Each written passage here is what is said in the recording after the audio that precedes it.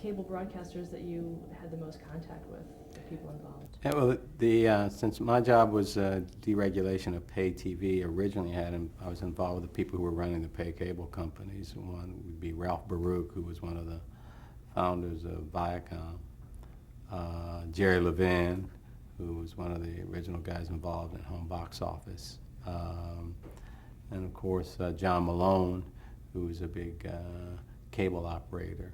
A guy named Bob Rosencrantz, who was founder of USA Network. So it was mainly those people who were involved in programming, people like that. Okay. And how long were you there at NCTA? 3 years. I was in NCTA probably from 77 to 80 when I left to start BET. Okay. Were you doing any kind of programming before that? No, not me, not at all. I mean, I sort of came up with the idea of BET based on, early on there had been a lot of efforts by African Americans to use cable as a way of providing targeted programming. That was one of the promises of cable, that would create more diversity, create hundreds of channels, which it has done. But at that time, it was fairly difficult to create that number of channels because of, one, government relations, two, cost of capital, and three, the limited penetration of cable in urban markets.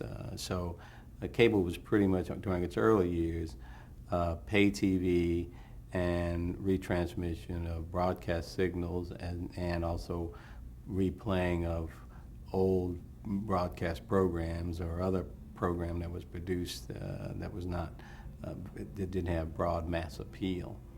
So when I decided to start BET, it was really based on the idea that the time was right for a African American oriented program as cable was beginning to make its inroads into urban markets. Now at that time, what kind of programming was available to African American viewers? Basically, whatever was on the networks. There were very few shows that were clearly targeted or designed to appeal to African Americans. Yeah, the Soul Train was on television. That was probably one that was most directed to African Americans. But the others were shows that were on television, you know, The Jeffersons, Sanford and Son, and the like, syndicated comedies, very few dramas. Very little coverage of black colleges, football, basketball, very little coverage of black actors or black entertainers, music artists, and almost no coverage of black news, public affairs, political activities. And how did you go about starting it? Well, it was pretty much, again, sort of luck in that I was a lobbyist for the industry, and I happened to meet this young guy who was trying to start a channel aimed at the elderly. And he asked me to escort him up on Capitol Hill to go to a particular committee, a committee on aging it was called, to try to get the endorsement from the congressman, a congressman by the name of Claude Pepper from Florida, who was head of this select committee on aging. And he wanted the congressman to endorse his program idea, figuring it would help him get more support from the cable operators and perhaps even help him raise money. When I looked at his business plan, he had a plan that focused on elderly as a target market. And so I said, gee, can I borrow your business plan? He said, sure. So wherever he had elderly, I just crossed it out and put black. We just sort of just mapped over his strategy and laid over on that another demographic, African Americans who had particular buying power, African Americans who were not properly depicted on television, African Americans who were concentrated in certain markets, and so on and so forth. So using that model, I then sort of went out and borrowed $15,000 from the Bank of Washington that was at that time, it's no longer here, and took the idea to John Malone and asked him if he would be interested in being an investor. Well, did that other project ever take off? No, it never did. The Channel for the Elderly never got off the ground. And talk about that meeting with John Malone. How did you convince him? Well, John and I had known each other because, as I said, I was a lobbyist, and John and I had gotten to know each other. And John is the kind of guy who believes in entrepreneurs, believes in people working hard for themselves, and he's always open to ideas. And of course, he was a cable operator looking for any programming ideas that made sense. So in the course of being at some of the industry events, I told him if I got an idea, and he said, well, if you get an idea and you want to talk to me about it, I'll be glad to sit down and talk to you about it. So when I put together my one-page business plan for BET, I took it out to him and said, John, here's my plan. I want to start a channel targeting African Americans. He owned a couple of systems in markets with heavy African American populations, particularly Memphis. And he saw this as a way of helping his system in Memphis with getting more African Americans to sign up for cable. And he also, like I said, believed in entrepreneurship. And so when I presented him my idea, and he asked me how much did I need for it, I said, John, I need $500,000. And he looked at it and said, I'll tell you what I'll do. I'll buy 20% of your company for $180,000, and I'll loan you $320. And you'll be 80 and I'll be 20. Is that a deal? And I said, John, that's a deal. And later on I told John what he didn't know is that had he reversed the numbers and said, I'll be 80 and you'll be 20, I still would have said, John, that's a deal. But he never said that, so it turned out I ended up with 80% of the company and he ended up with 20. But his investment was important for the money, but more important was John's support, because he was the third, at that time, I think they were the third largest cable company in the country. But he was recognized in the cable industry as one of the shrewdest business guys, and still is, and always somebody who was very sort of advanced in spotting new trends and new opportunities and new talent. And by his endorsement, it gave me a big head of steam to go out and pitch the other cable operators to provide distribution to this company called BET, and then also to help me get on satellite, because once you get cable operators to carry, you still got to deliver the signal to them, and that was by satellite. So with John's blessing, I contacted a guy named Bob Rosencrantz, who had USA Network, and he agreed to put BET on. It was called Madison Square Garden at that time. He agreed to put BET on for 2 hours on a Friday and Saturday night. And so we were on, went on the air January 25th, 1980, from 11 p.m. to 1 a.m. on Friday and Saturday night. Talk about that first broadcast. Well, the first broadcast was simply a movie. You had 2 hours, you could take a 2-hour movie. And we picked a movie called A Visit to a Chief's Son.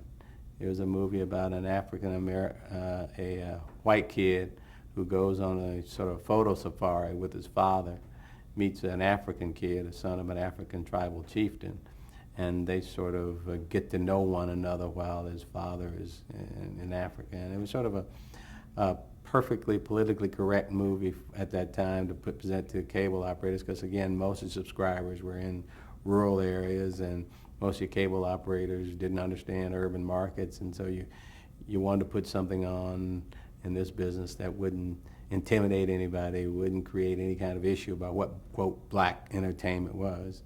And so that was the first show that went on the air. Was there any promotion done about it, or when you first signed on, was there an explanation of BET or anything like that?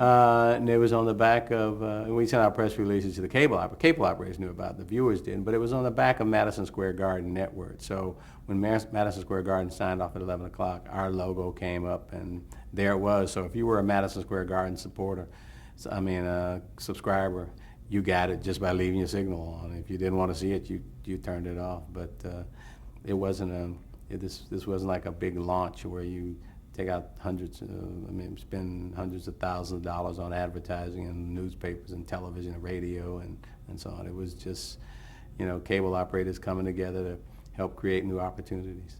Were you able to receive BET at your home that night? No, I didn't. There was no cable in Washington, D.C., so I watched it in the studio where it was transmitted. And later on, because cable was still a long way away, I had a big 10-meter dish installed in my backyard to pick the signal up off satellite. That's the only way I saw it. Now, you'd mentioned that you had asked John Malone for $500,000. Mm-hmm. What went into that business plan in terms of how would that be spent? How did you think that would be spent? It was a basic business plan, because keep in mind we were leasing satellite space from USA Network, so you had to pay for the satellite lease. You also had to pay for the technical uplink to the satellite, and you had to pay for the integration of the programming with advertising. And then you had some staff people to help go out and sign more subscribers, and you had someone to go out and try to sell advertising, mainly me. And that was a business. So that $500,000 was a 1-year operating budget of paying for satellite, paying for the technical integration and transmission of the signal to the satellite, and paying for staff to go out and sell advertising, and of course, the office space. Now, how did you go about selling advertising? With advertising for cable back then, it was you were selling on faith, and you go in and you try to convince advertisers that this is the wave of the future, that here was an opportunity to get involved with a new business that was going to target a particular audience, in this case African Americans, that were more than likely to buy the product. You sold it a little bit on goodwill. It was a chance to do business with a minority company. You sold it on the idea that you'd get in here, and then once it grew, you would be an exclusive, so you could lock up this category. And so, for example, that's how we got Budweiser as an advertiser, because Budweiser had a history of spending with African Americans, had a strong corporate image in terms of business with African American companies. They liked to be exclusive beer sponsor against Miller or Coors or whoever was the competition. And so that's how we got Budweiser to be the first advertiser on BET. What were some of the other ones? Sears, same way. Sears was a big advertiser in African American media, print and radio, strong social consciousness, and they were represented by an African American ad agency, so that helped. And so it was those kind of companies, mainly big socially responsive companies. Was advertising created specifically for the network, specifically for the audience? Not at that time. And some companies had commercials that had African Americans in them, but no one stepped back and created a commercial specifically for BET. It was too small, and they would use their regular commercials, and if they happened to have an African American oriented commercial, they would use that. Were there any rules as to what advertisers you would accept and which ones you wouldn't? And at that time, we accept anybody who could pay. And who would, and if they paid up front, even better. So no, there were no restrictions on advertising. I mean, we didn't get anybody who was trying to sell anything we wouldn't agree with. But in most cases, if people came with money and had a product to sell, we would take it. Has that changed over the years? I don't think we're pretty strong First Amendment. If somebody's got a product that's legal and reasonable, and it's not something that is, we think, totally detrimental to society, and I can't recall who we would turn down, or we've turned down people, and we may have turned down some advertisers promoting. Maybe I don't think we would turn down anything from the NRA promoting gun ownership, but I doubt it. So in most cases, unless it's politically slanted advertising, we wouldn't take it. But most products are legal, and BET is now a pretty big company, so they've got a vast array of advertisers. And how did you come up with the name BET? The name sort of came about because I was looking for something that would say black, because I wanted to identify it with, although some people felt black was too strong. It should have been urban. It should have been African American. So, but I wanted it to state exactly who it was targeted at. Entertainment was clear. It was an entertainment product. It wasn't educational. A lot of people wanted to be educational television, figuring that was a softer sell that would get you more favor among advertisers, cable, and everything else. And then, of course, it was television. And the word BET, bet, when you use the acronym, had currency in the black community. You can say you bet, we bet, I bet. So it was a good way to take a big name, Black Entertainment Television, and when you brought it down to its initials, it had great currency in the African American community, bet. And so it came about that. It might have also been influenced by an effort by another organization that was more of a social organization that was created. It had a name called BEST, Black Efforts for Soul in Television. This was sort of like a lobbying group to encourage more opportunities for minorities in television. And so instead of doing BEST, I just sort of changed it to BET and did Black Entertainment Television. And who were the first few people in your office? Who did you have as your staff? Well, my staff was just made of some people who would work with me at the cable industry, and who decided when I left to go on to come work with me. And then later on, as the company got bigger, we added other individuals who wanted to principally work with an African American company. What we found is that many people who wanted to get opportunities in television have felt that they couldn't get jobs at the ABCs and the CBS and NBCs, but wanted to be producers, wanted to be writers, wanted to be talent. And so BET began to attract African American talent that sort of felt they were denied opportunities in regular TV, if you will. Okay. Did you have a core of people that you worked with, though? Not really. It sort of grew as it is expanded, and you got people who came in. I think the person who's the longest has been here has been Deborah Lee, who's currently the Chief Executive Officer. And when did she start? She started about 2 years after the company started. And what was she hired to do initially?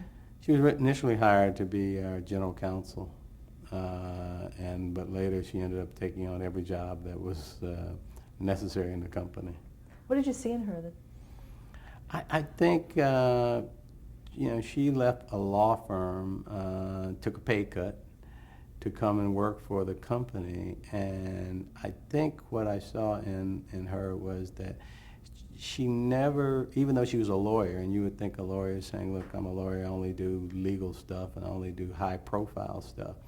She was willing to take on whatever assignment that was necessary, work long hours, and to really, as they say, get down in the trenches to get a job done, and never once complained about taking on additional assignments, never asked for additional compensation as part of these additional assignments, was willing to have the same work ethic that I admired. And so that was the kind that she represented, the kind of talent that I like to have around me. And that's what I think, if I look back, and what's made me successful is my ability to attract people like that.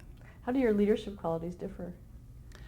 My leadership quality is, it's sort of like, okay guys, here's a vision. This is what we're going to do. Go out and do it. If you have any doubts, call me and let me know, and then we'll do it together. And don't be afraid to ask me about whether or not you're going in the right direction. And by the way, if you don't think you can get it done, then just tell me. I'll show you how to get it done. Hers is more, you have an assignment, you have the responsibility, and I expect you to do it. And that's it. Now go do it. And so it's a little bit more. Mine is more hands-on, charge up the hill. Hers is more, here's the roadmap. You go do what you got to do. And how are those roadmaps developed within BET? Well, with me, it was by my own vision and my own entrepreneurial gut, if you will. I mean, I knew what we wanted to do. I knew what we wanted to become, and I said, "This is what we're going to do. We're going to make it work." And so it was mainly me. I mean, since I owned it and controlled it and didn't have to answer to anybody, it was me. I think hers developed a little bit more because she's always been part of a bigger company with a board of directors, at one point a public company, and now a big company owned by Viacom, so it's a little bit different for her. Going back to those early years, how was the network received? Early on, it was received like any new product that cable operators were looking for in urban markets. They wanted to get a franchise, and to get a franchise, you had to offer more programming. So if you were in a city, say like Pittsburgh, where we were where they were going for franchise, you got a black city council and some members of the city council who were black. You got a strong black community, and it was very important for the cable operators vying for that franchise to be able to say to the city council people, not only do we have HBO and ESPN and MTV, but we also got BET, because they're looking for that black vote for their franchise. So everybody wanted to add BET in their urban markets. And at that time also, the programming was free. So it was an easy decision. You know, the cable operators weren't paying for it. We were giving it to them free in return for the distribution, which we would sell advertising. So early on, it was well received as that happened. As we started adding fees to carry, for the right to carry, then it became a little bit more difficult. Cable operators began to question whether or not, one, that they would pay for black programming when most of their market was not black, and these were the markets that were not urban. So it was you had to begin to push cable operators to say this program appeals not only to blacks but whites, but also you have an obligation to provide quality program to your black subscribers, irrespective of whether the white viewers want to pay for it or not, because that's what cable is all about. So it's a battle that we had to fight later on because we were charging, and later on because some cable operators felt that they didn't want to pay for it. And so, BET sort of grew slower than some of the companies that started at the same time because of that kind of reaction by some cable operators to carrying black programming in a market that may be 95% white. Now, what made you have to charge a fee? You couldn't make the business model work just on cable advertising. Advertisers were not paying enough for cable viewers like they were with broadcasters. So you had to have a second stream of revenue. And so cable programmers began to charge cable operators for the right to carry the programming, plus sell advertising. And that model is what makes cable such a successful business. And so that's the model that made BET work. But I would say no cable company, perhaps with the exception of BET and MTV, and maybe the Weather Channel, would be profitable if they were not getting subscriber revenue, because you couldn't pay for the programming.